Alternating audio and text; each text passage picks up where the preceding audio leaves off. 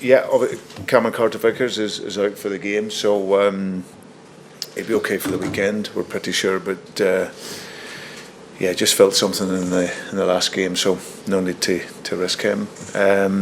James is still out, but apart from that, we're okay. Talk to us about the emotions and the excitement ahead of this one. Yeah, it's a brilliant game. Listen, for us, for us, it's a great achievement to be in the top 24. I think if you look at the economics of it all and at this level, but for the players, they've been fantastic. They've stayed with the idea. They've worked very, very hard, and what we set out to do, which was to firstly arrive in the playoffs. The players have done that, so it's great. But our job's not complete in this series of 8 games. We come here to a great venue against a fantastic team, but we want to come and play to the level that we know we can do. So we're really looking forward to it. A battle of Britain lying ahead. What sort of challenges are you expecting tomorrow night against the Emery side? Well, I think Unai's done a brilliant job here. I've never obviously spoken about that, but I think it's first pen testament to the job he's done since he's come in 2022. Like, his body of work over many years has been top class, but you can see that here that he feels wanted, he feels appreciated, and you see what he's doing with the players in the league and what they've done in the Champions League this season. So we know that we're playing against his team, which is a very, very good side, very strong in counter-attack, defend very, very well. Got some brilliant players, so it's a challenge that we're looking forward to. Kyogo's now away from the club, obviously. How does that impact on things for you from now going forward? Well, clearly, again, has been a real iconic player for the club. Done absolutely brilliant in his time. So it's about getting a replacement. I made that clear. He's a player that has done a great job. He wanted to leave. We have to move on from that, and now we have to look to the next player to come in. Confident you that will happen? Yeah, well, there's a lot of work going on behind the scenes. Like I said, we've known for a number of months of what it was going to look like. Clearly, we wouldn't have wanted to have sold him, certainly not at this point, but he made it clear he wanted to move, and when that's the case, then we have to find the best solution for the club then. So and the club will work very hard, and we'll look to get in an able replacement. Brendan, with Maida out as well, he's been such a key player for you in Europe, and Kyogo obviously away. How confident are you that you've got the squad there to cope with those 2 big losses? Obviously Carter-Vickers out as well. You're kind of 3 key players missing. Yeah, I'm confident. Listen, of course, those, like you say, Daizan and Kyogo have been a big reference to how this team has played, with the speed and the attack that we've had and what we've demonstrated a lot through the season. So of course, missing those 2, obviously players that make the difference. But we've got other players that can come in, and it's an opportunity for them to come in and show that they can perform at this level. And that's what it's about as a Celtic player. You want to come and play in these great arenas against fantastic teams. And for us, the players will get the opportunity to do that. And between now and the end of the market, we hope that we can reinforce the squad and keep the squad improving. Can you confirm news that Alex Bailly is on his way out of the club? Is he away? Or Yes, no, Alex won't play again. Sadly, he's in Barcelona now at the moment. And he will probably then move on to another team. So again, another young player that's contributed really well for us. Played nearly 20 appearances for us. Played in some very important games. Makes his Champions League debut, and especially in a way at Atalanta, he was fantastic. Played in really important games. So we're disappointed that he's left, but we have to move on.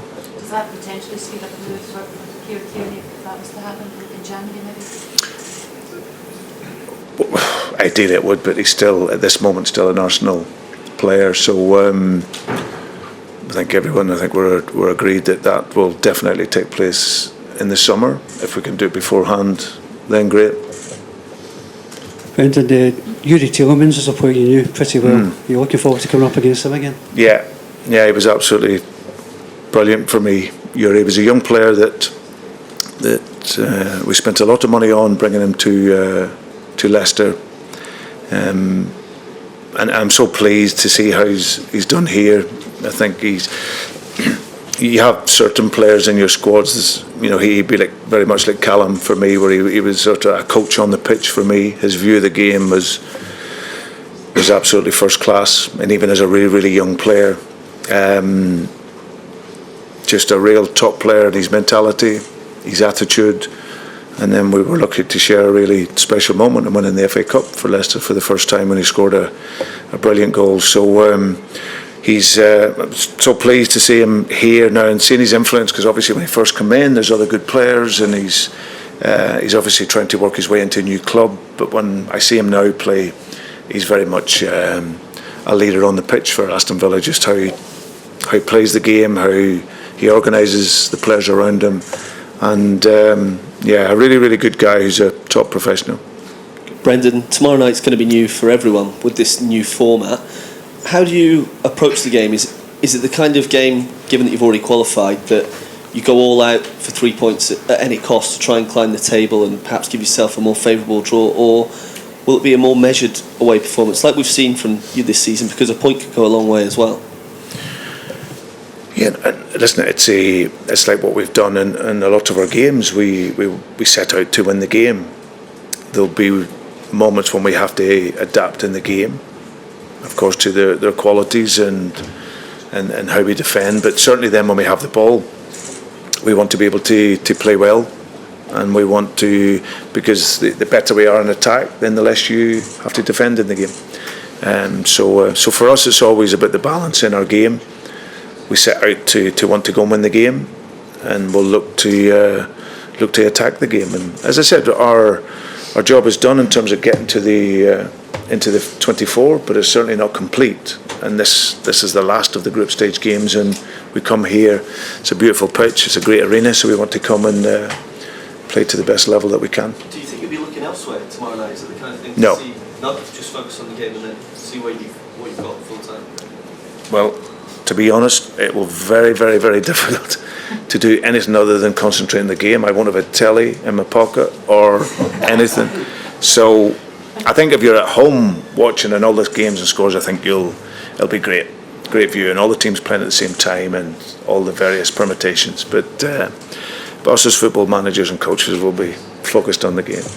Brendan, just to go back to what you're saying about Tierney, now that's the first time you actually said that you will be coming back. I mean, that's a huge thing for Celtic, for the fans yourself.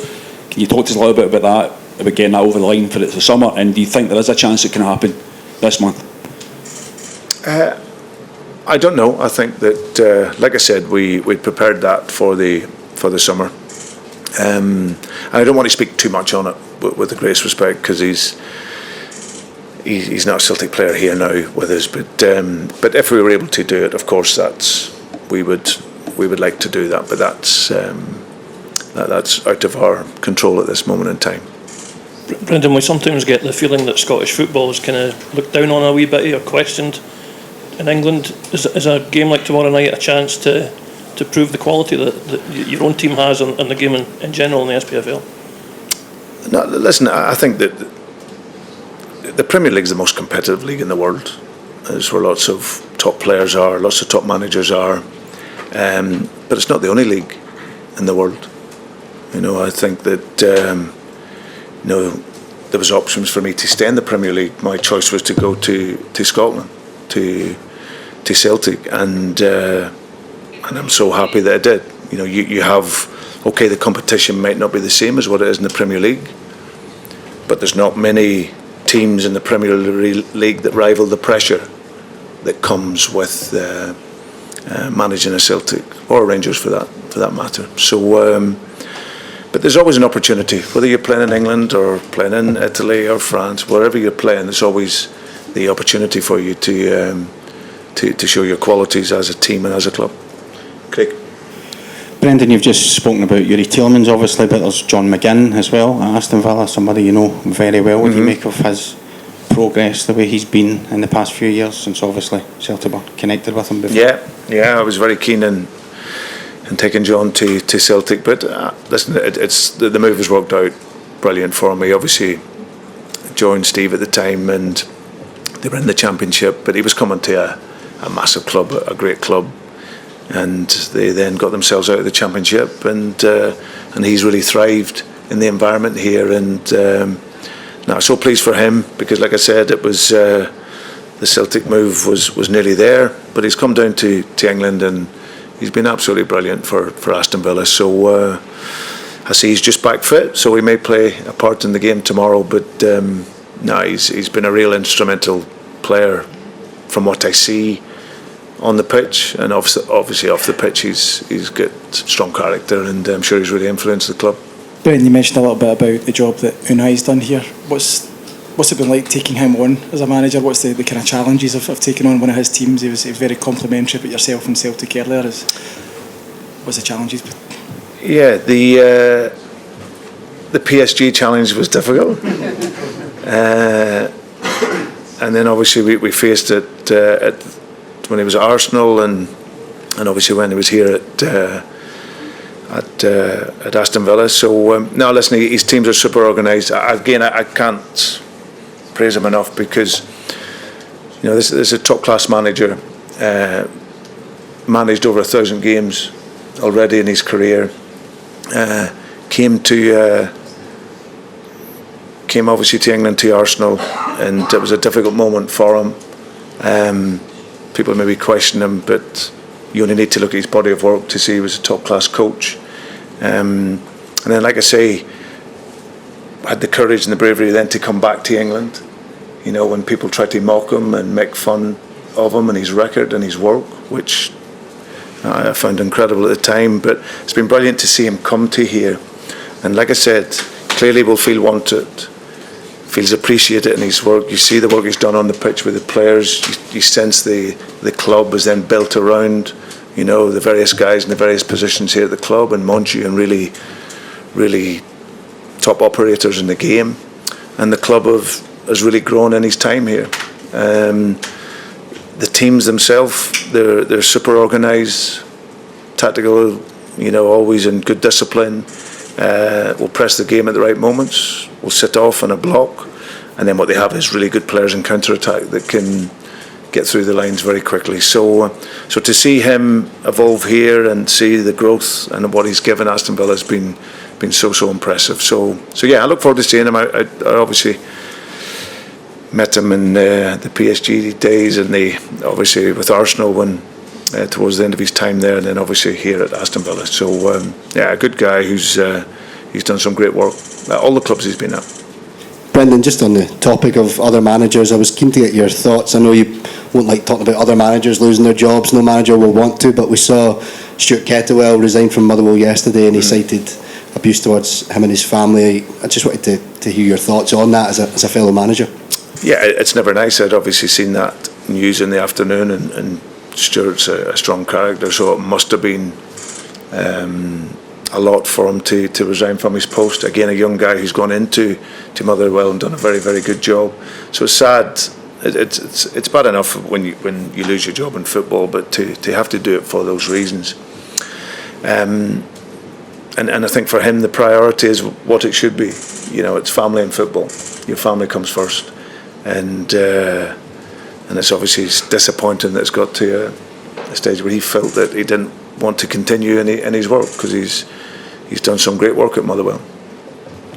Any more questions, Tom?